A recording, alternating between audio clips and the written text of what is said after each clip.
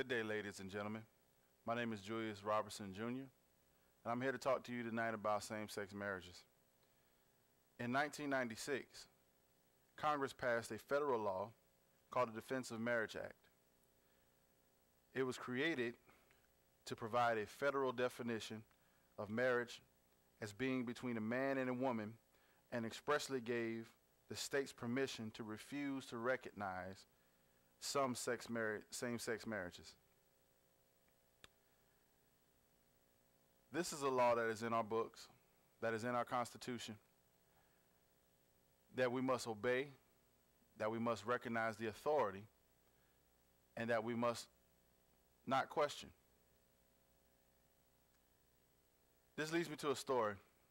I know a little boy by the name of Timmy who came home one day and went in the kitchen and wanted to get some cookies and milk. As he was eating his cookies and milk, his mother came in and said, "Timmy, what are you doing? Don't you know you're under punishment? Why are you eating those cookies and milk?" Well, as normal children do, he says, "I don't know." But then she said, "Didn't you recognize or realize that you are on punishment? You're not supposed to be in here eating cookies and milk. Who gave you permission to eat these cookies and milk?" He said, "No one." She said, "So why are you eating the cookies and milk?" He replied with a quirk and said, "Because no one told me I couldn't." That is the issue today.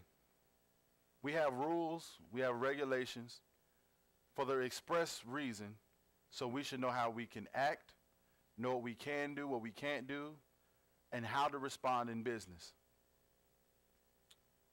The LGBT community, that's lesbian, gay, bigender, and bisexual, transgender community, wants to ensure not only that our local government represents their values and needs, but it acts as an incubator for social change that demonstrate a respect for human rights and the success of progressive policies to the rest of the nation.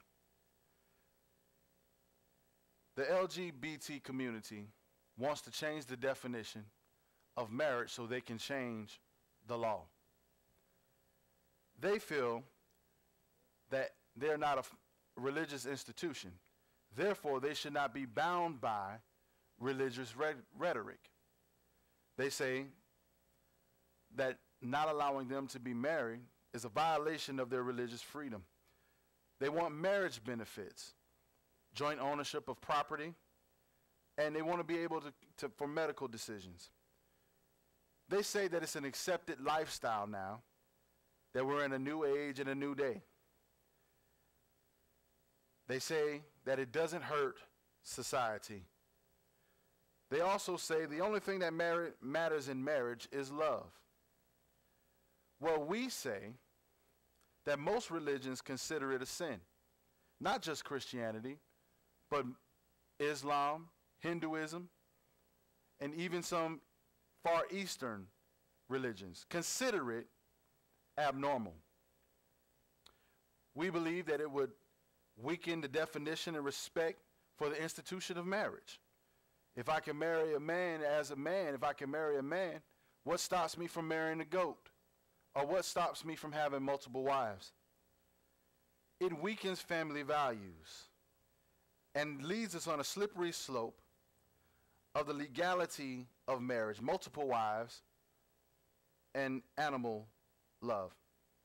It gives confusion to our children about gender's roles and expectations in society. I submit to you today that the changing of the definition of marriage leads us into a terrible, tumultuous state to where rules are no longer abided by, but we can change them at a flicker of an eye, where things are not done in a civil manner, where we just go on our urges, our animalistic impulses, and do things as we feel we want to do them. It's important for us to understand that rules and regulations are in place for a reason. Rules and regulations are in place for us to abide by. Without rules and regulations, we have chaos and tumultuous living. Here we have a slide. I want to bring to our attention this slide. The Bible, which is the beginning of the institution of marriage, says this: "Therefore shall a man leave his father and mother, and shall cleave unto his wife, and they shall be one flesh. Ladies and gentlemen, you can make your own decisions. But if you're looking for a future where our children are protected, if you're looking for a future where our marriage institution is respected, I bring to you and heed to you this. Let's not let this happen on our watch. Let's stand firm. Let's stand together, and let's make a stance, make a change in our community. Thank you, and have a good evening.